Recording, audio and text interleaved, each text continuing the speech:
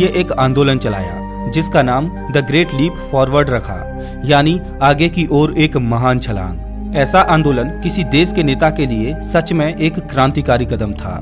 माओ का मानना था कि चीन की बढ़ती हुई जनसंख्या ही उसकी सबसे बड़ी ताकत है और अगर इस बढ़ती हुई आबादी को सही दिशा और रोजगार दिया जाए तो आर्थिक स्थिति में बदलाव देखे जा सकते हैं। इसलिए माओ ने गांव तथा शहरों में इंडस्ट्रियल प्रोडक्शन बढ़ाने को कहा और सभी से बोला गया कि अपने अपने घरों में छोटी छोटी भट्टियों में आयरन और स्टील बनाना शुरू कर दें। साथ ही फसलें भी आय का अच्छा स्रोत बन सकती थी, लेकिन इसके लिए अधिक उत्पादन की जरूरत थी।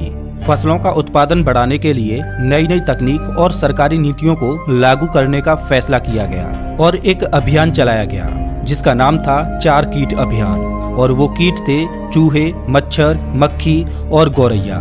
और ये अभियान ही इतिहास की सबसे बड़ी गलती बनने वाला था। दरअसल माओ ने कहा था कि चूहे, मच्छर, मक्खी और गौरैया को देश में पूरी तरह से खत्म कर दिया जाए। कारण था चूहे, मक्खी और मच्छर तरह तरह की बीमारियां फैलाते थे, जिस वजह से इनकी वजह से हर साल लाखों लोग बीमारी की वजह से मारे जाते थे। तो बढ़ने वाली बीमारियों को रोकने के लिए ये अभियान चलाया गया। लेकिन इस अभियान में गौरैया, जो कि छोटी सी घरेलू चिड़िया होती है, उसकी भला क्या गलती थी? तो इसका कारण था कि चीनी वैज्ञानिकों ने गणना की कि एक चिड़िया साल भर में 4.5 किलोग्राम अनाज खा जाती है। उस हिसाब से उन्होंने गणना की कि देश में कितनी गौरैया हैं, तो वो सब साल भर में 4.5 किलोग्राम के हिसाब से ना जाने कितने ही टन अनाज खा जाती होंगी। अगर गौरैया ही मार दी जाए तो ये सारा अनाज बर्बाद होने से बच जाएगा और ये बचा हुआ अनाज जनता के लिए भोजन की उपलब्धता बढ़ा देगा और बढ़े हुए उत्पादन को निर्यात करके अर्थव्यवस्था को बढ़ाया जा सकता है। इसलिए माओ का कहना था कि हमारा देश इन 4 जीवों के बिना भी रह सकता है, इसलिए इन चारों को खत्म कर दिया जाए। ये एक अभियान नहीं बल्कि एक युद्ध था उन चारों जीवों के खिलाफ, जिसमें 5 साल से बड़े बच्चों से लेकर सेना के जवान तक शामिल हुए। लोगों को मच्छर, मक्खी और चूहे मारने में इतना मजा नहीं आ रहा था जितना कि गौरैया को मारने में आ रहा था, क्योंकि गौरैया एक विजिबल टारगेट था जिसको आसानी से देखा जा सकता था। ग्रेट स्पैरो अभियान बड़े स्तर पर चल रहा था। चीनी लोगों ने गौरैया को मारने के लिए अलग अलग तरह की तरकीबें निकाली, जैसे वो ढोल और थाली बजाते हुए उनका पीछा करते थे। थाली और ढोल की आवाजों से ये मासूम चिड़िया डरकर जमीन पर नहीं उतरती थी और आसमान में ही लगातार उड़ती रहती, और जब वो थककर जमीन पर गिरती तो चाइनीज लोग भूखे भेड़ियों की तरह उन मासूम चिड़ियाओं पर टूट पड़ते। चीनी लोगों ने गौरैया के घोंसलों को उजाड़ दिया, उसके अंडों को फोड़ दिया, उनके छोटे छोटे बच्चों को मार दिया। स्कूल के बच्चों से लेकर बुजुर्गों तक, गांव से लेकर शहरों तक, आम इंसान से लेकर सेना के जवानों तक सब उस मासूम चिड़िया पर टूट पड़े। लोगों में मुहिम चल रही थी कि जो सबसे ज्यादा गौरैया को मारेगा उसको इनाम दिया जाएगा।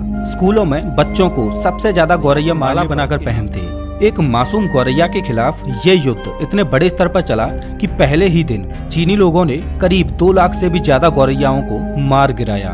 चीनी लोगों में इस मासूम चिड़िया को जड़ से खत्म करने का एक पागलपन सा छा गया। लोगों ने चिड़ियाओं को मारना अपना एक शौक बना लिया। सिर्फ 1 साल में ही चीनी लोगों ने 1 अरब चिड़ियाओं को मार दिया। उसी समय की एक घटना है जब गौरैया का एक झुंड बीजिंग में स्थित पोलैंड की एम्बेसी में जाकर छुप गया। चाइनीज लोग उस गौरैया के झुंड को मारने के लिए एम्बेसी में घुसना चाहते थे, लेकिन एम्बेसी के अधिकारियों ने लोगों को गेट पर ही रोक दिया और अंदर नहीं जाने दिया।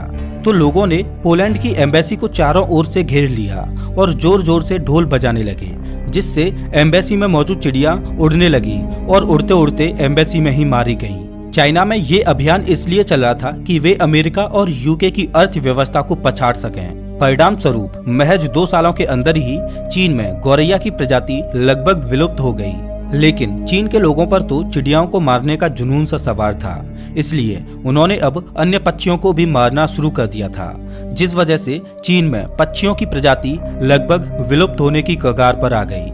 आखिरकार चाइना ने महज 2 सालों में ही इस अभियान को अंजाम दे दिया। चाइना ने भले ही इस अभियान में जीत हासिल कर ली हो, लेकिन कुदरत के साथ छेड़खानी करने की सजा अभी चाइना को भुगतना बाकी था। चाइना ने कुदरत के साथ कोई छोटी मोटी छेड़खानी नहीं की थी, बल्कि उसने कुदरत के फूड चेन सिस्टम को ही तोड़ दिया था। फूड चेन सिस्टम के अनुसार प्रकृति में हर एक जीव का अपना एक महत्व होता है। जैसे कि सांप चूहों और छोटे मोटे जीवों को खाते हैं और सांपों को चील खाती है।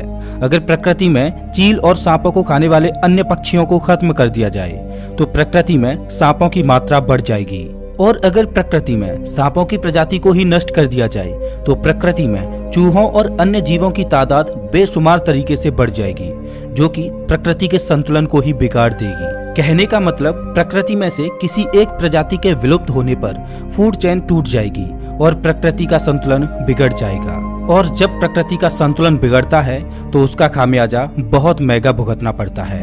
चाइना ने अपने देश में गौरैया और अन्य पक्षियों को तो खत्म करवा दिया, लेकिन किसी ने भी ये नहीं सोचा कि गौरैया और ऐसे ही अन्य पक्षी छोटे छोटे कीट पतंगों को खाते हैं जो फसलों को नष्ट कर देते हैं। अब क्या था, फूड चेन सिस्टम टूटने से चाइना में कीट पतंगों की तादाद बढ़ने लगी, जिससे फसलें खराब होने लगी। कीड़े मकोड़ों की तादाद में ऐसा उफान सा आया जो थमने का नाम ही नहीं ले रहा था, और इन कीट पतंगों में सबसे ज्यादा टिड्डियों की तादाद बढ़ी। टिड्डियों के दल झुंड के झुंड आते और हजारों हेक्टेयर में फैली फसलों को कुछ ही देर में खा जाते। टिड्डियों के दल रातों रात किसी गांव पर हमला करते और उस गांव की फसलों को उजाड़कर अगले गांव की ओर बढ़ने लगते। चाइनीज लोगों ने इस तरह के विनाश की कभी भी उम्मीद नहीं की होगी। टिड्डियों के दल करोड़ों की संख्या में एक साथ हमला करते और फसलों को चट कर जाते, और चाइनीज लोग खड़े के खड़े देखते रह जाते। चाइना के लोगों ने टिड्डियों का ऐसा प्रकोप इससे पहले कभी नहीं देखा था। कुदरत के साथ छेड़खानी करने की सजा कुदरत ने चाइनीज लोगों को इस कदर दी कि चाइना में अकाल की स्थिति पैदा हो गई। टिड्डियों और कीट पतंगों से बचने का कोई भी तरीका कारगर सिद्ध नहीं हो रहा था। आर्टिफिशियल तरीके से कीटनाशक दवाओं का छिड़काव करने से रही बची फसलें गलने लगीं। चीन को कुदरत की मार का खामियाजा इस कदर भुगतना पड़ा कि चीन में फसलों की पैदावार ही कम हो गई, और पैदावार इस कदर कम हुई कि चीन में भूखमरी फैल गई और जनता अन्न के लिए तरसने लगी। जब चीन को ये पता चला कि गौरैया और अन्य पक्षी कीट पतंगों को खाकर पर्यावरण को संतुलित करते हैं, जो फसलों के लिए भी लाभकारी होता है, इसलिए माओ ने गौरैया मारने का अभियान रोक दिया। लेकिन तब तक बहुत देर हो चुकी थी। चीन की जनता अन्न के दानों के लिए तरस रही थी। चीन में अकाल और भूखमरी के कारण ऐसी हालत हो गई कि लोग मिट्टी खाकर पेट भरने लगे। परिणाम स्वरूप चीन में 4 करोड़ से भी ज्यादा लोग भूखमरी से मारे गए। लेकिन जैसा कि चाइना हमेशा करता है, चाइना ने आधिकारिक रूप से भूखमरी से मरने वालों की संख्या 1.5 करोड़ ही बताई। लेकिन विशेषज्ञों का मानना था कि भूखमरी से 4.5 करोड़ लोगों की जानें गई थीं। ये घटना चाइना के इतिहास में महान अकाल के नाम से जानी जाती है। चीन चला था दुनिया में अपनी अर्थव्यवस्था का लोहा मनवाने, लेकिन वहाँ के हालात ये हो गए कि वहाँ के लोगों को मिट्टी खाने पर मजबूर होना पड़ा। अब इसे इतिहास की सबसे भयानक भूल कहो या इसे इतिहास की सबसे बड़ी बेवकूफी कहो, लेकिन इतना तो तय है कि कुदरत के चक्र के साथ छेड़खानी करने पर कुदरत कभी माफ नहीं करती, और समय समय पर कुदरत के साथ छेड़खानी करने का खामियाजा मानवता को भुगतना ही पड़ता है।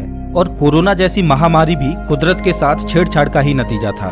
तो दोस्तों, इस वीडियो में बस इतना ही। आपने इस वीडियो को देखने के लिए अपना कीमती वक्त निकाला, उसके लिए धन्यवाद।